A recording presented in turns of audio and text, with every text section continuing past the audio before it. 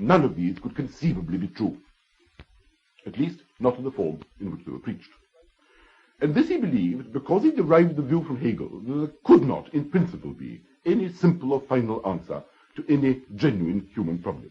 That if a problem was serious, if it was agonizing, the answer could never be as simple as all that. Above all, it could never rest on some theoretical conclusion drawn by deductive means from some kind of abstract theoretical premises. This attitude really begins in Herzen's early forgotten essays, which he wrote at the beginning of the 40s, on what he calls dilettantism and Buddhism in science, where he distinguishes two sorts of people against both of whom he inveighs. One is the casual dilettante who never sees the tree for the wood, who is terrified of, as Herzen says, of losing his own precious personality in an excessively pedantic preoccupation with actual detailed facts, and therefore always skims over the surface without ever identifying himself with any real knowledge, who looks at the facts, as it were, through a kind of telescope, with the result that nothing ever gets said except huge glittering generalizations which remain empty balloons. The other kind of student, what he calls the Buddhist, is the person who escapes from reality by frantic absorption in the trees, who becomes an intense student of some tiny set of isolated facts, and who views these facts through more and more precise microscope. And although a man like that might be quite learned in some particular branch of knowledge, almost invariably, and particularly if he's a German, and almost all Herzen's jibes and insults are always directed against the hated Germans, and that is curious because he was half German himself. Particularly if he's a German, always makes him, according to Herzen, intolerably boring, Philistine, and always repellent as a human being.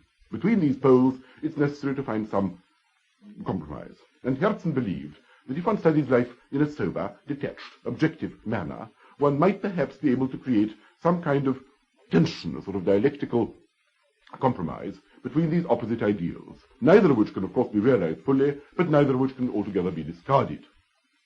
And this might make human beings capable of understanding life in some profounder fashion than if they plunge recklessly into one or the other of the two extremes.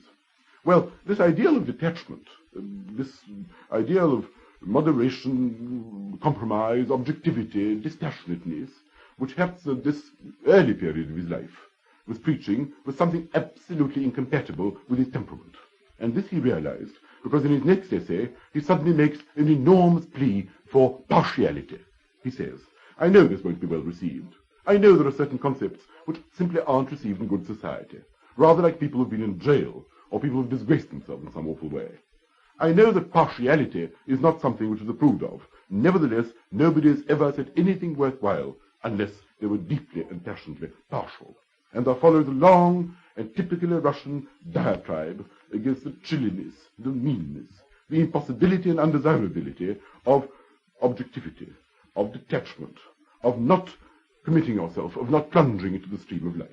The passionate voice of Belinsky is suddenly heard in Herzen at this particular moment.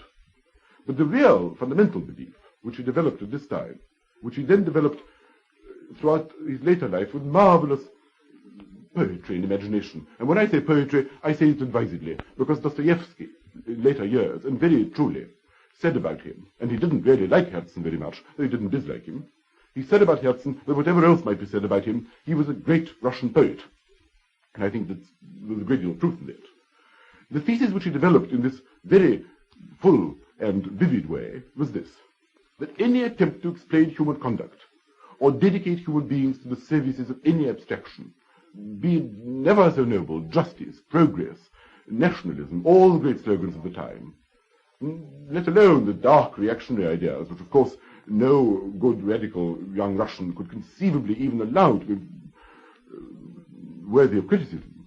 Even, in other words, if you begin sacrificing human beings to the great liberal ideals of his time, even if they are preached by noble figures like Mazzini or John Stuart Mill, to do that, it always leads, in the end, to the most fearful victimization, because human beings are complex, because life is far too complex for simple solutions, because any attempt to adapt human beings, to fit them into some simple schema, some conformity to any abstract ideal, be the motives for doing it never so pure, always leads in the end to the most terrible maiming of human beings, to a kind of political vivisection, to human sacrifices upon the altars of abstractions. Always ends by substituting one hideous tyranny for another, the slavery of socialism for the slavery of the Roman Church. Let me give you a typical piece of dialogue between Herzen and Louis Blanc, the French socialist, whom he respected very much, just to show the kind of frivolous way in which Herzen sometimes embodied his deepest insights. The conversation occurred in London somewhere in the early 50s.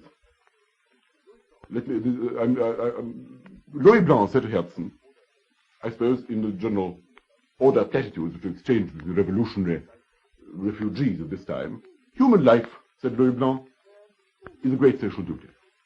Man must always sacrifice himself to society. Why? I asked suddenly. How do you mean why? Said Louis Blanc. Surely the whole purpose and the whole mission of man is the well-being of society. Oh, but it will never be attained if everybody makes sacrifices and nobody enjoys himself. Really you're playing with words, said Louis Blanc. Oh, it's just the muddle-headedness of a barbarian, I said, laughing. Both he and Turgenev placed at the heart of their doctrine the notion of the complexity and insolubility of the really important problems, and therefore the extreme wickedness of trying to solve them by means of, so to speak, political or sociological gadgets. But the difference between Herzen and Turgenev is this. Turgenev is ultimately a cold, detached, ironical personality who looked upon the tragedies of life from a comparatively remote point of view, who oscillated between one ideal and another, between claims of society and the claims of the individual, the claims of love and the claims of daily life, between the necessity for decent political organization and the necessity for emotional, individual self-expression. Between all these things, he oscillated contentedly. Turgenev neither believed in God nor disbelieved, but the point about him is he enjoyed this intermediate position. He enjoyed his skepticism.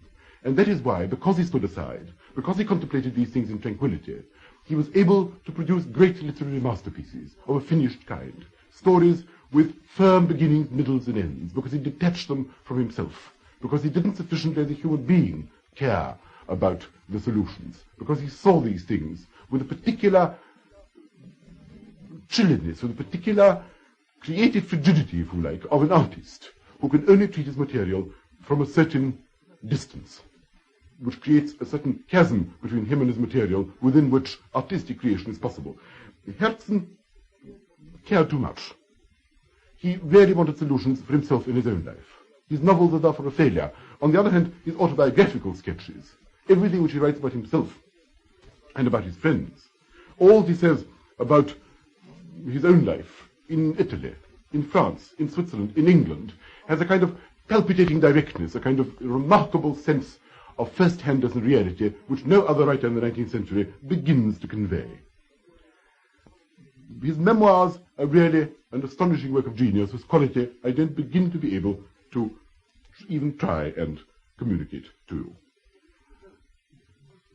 The descriptions of England alone make them worth reading. The extraordinary description of this country, which he didn't like, although he admired, in which he gives marvelous descriptions of the lives of daily lives of Englishmen, of the law courts, of what judges look like when they sit when they sit in court trying foreign conspirators for fighting a duel in Windsor. There's a marvelous description, not really equaled, of an English judge who looks like Red Riding Hood, who not like Red Riding Hood, he looks like the grandmother, the wolf in Red Riding Hood. In his white wig, his long skirts, the sharp little wolf-like face, the thin lips, the sharp teeth, and the little bitter, harsh sentiments which come out, with an appearance of extreme benevolence. These feminine clothes, the white wig, which would produce the impression of a kind of sweet, benevolent grandmother, and yet the little gleaming eyes, the sharp, acrid, judicial humor.